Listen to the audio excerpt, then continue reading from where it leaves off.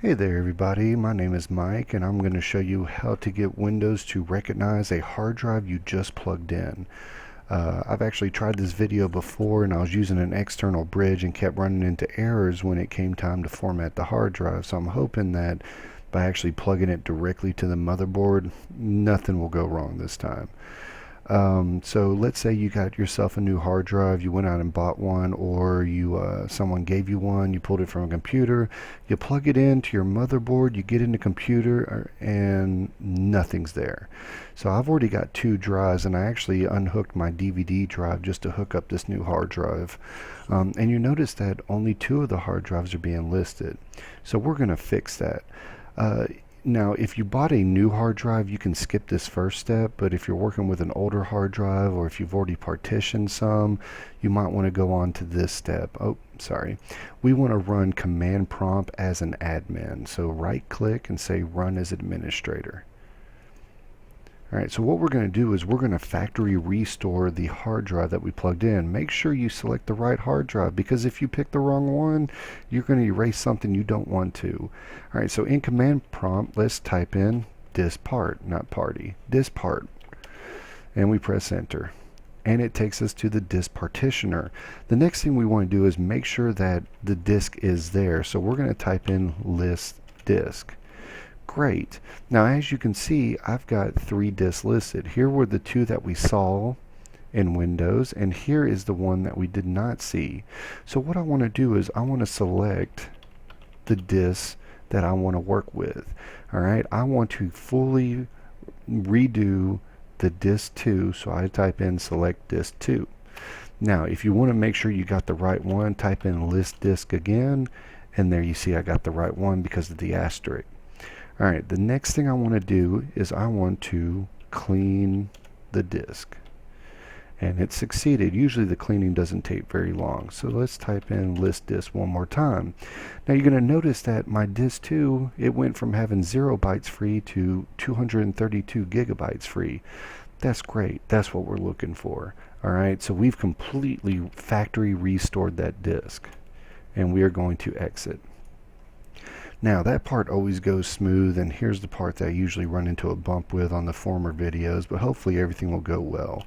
So under search, and I want to say that all this works with Windows 8, 8.1, 7, it might even work for Vista and XP, so it doesn't matter which version you're running. So in my search I start typing disk management, and this is what I'm looking for. Create and format hard disk partitions. I'm going to click on it. Now, the other thing I want to say is this is all in Windows. This is nothing you have to buy. It's nothing extra. Everything is in Windows. And I'm actually just going to try and do the master boot record. And everything went fine. You'll notice that if I didn't, if you don't have it where this disk says online, you might want to right click and say initialize disk. So I had a buddy that was trying to clone a hard drive, and on his solid state drive Windows wouldn't recognize it, and it was because the disk was not initiated. So he actually had to come here and say initialize disk. Now our disk is initialized because it says online, so I've actually kind of gone through this before. Here's the thing, we don't have any space allocated, and that's why Windows isn't bringing up any storage. So let me see if it'll let me do a dynamic disk this time. Great. Convert it over to a dynamic disk. I think my bridge was just messed up. I don't think it was. So there's basic. What was it before?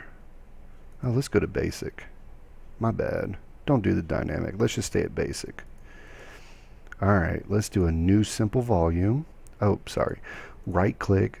We need to create a volume. This is what Windows is going to let us access. So just go through the wizard. You want to use the full amount. If you don't want to use the full amount, you want to create 2 different volumes on the same hard drive, now's the time to change the volume space. As long as you leave it on the max, it's going to use up the whole thing. If I wanted to do half a B drive and half an F drive, now would be the time to do half and half. I'm just going to leave it all there. Alright, we get to assign whatever letter we want. I'm going to do M for Mike. And we want the NTFS, if you're in America, do this. default allocation size. If you want to give it a name, let's just call it Mike's HDD. Doesn't matter what you call it. And we are going to perform a quick format. I just want to tell you, if you uncheck the format and do a full one, it will take it a while. So here we go. You can review everything, and we click finish. Now Windows is going to format, and my bridge is going bad. I need to fix that. Notice I call it Mike's HDD. It's the M drive. It's a healthy partition. And look what, oh, not Windows, media player. And look, when I go into the C drive, or go into my computer, look what's right there. And I can double click it. I can start dragging and copying and pasting files in here to clean up the C drive. Or, you know, another thing that I've done on my 1 terabyte is actually install programs. So like when you go and install games or anything, you can just change it to the M drive and create a programs file folder, and that way you're not bogging down your small solid state because you're on a budget. Guys, that's it. That's all you got to do to get Windows to recognize a new hard drive. Keep in mind, this is assuming that you knew how to plug it in the first place. Don't really have a video camera to splice in there to show you. So as long as you know how to plug in the hard drive, this is how you get Windows to recognize it. Windows 8, 8.1, I'm doing it on Windows 7. Doesn't matter. This is all the same stuff. Don't have to buy anything extra. If you like what you see, give me a thumbs up. If you have any of your own computer problems and you like the way I explain things, send me your questions in the comments. I'll definitely send a video teaching you guys how to fix certain problems, so just let me know. All right, we are good to go. Thanks, everybody.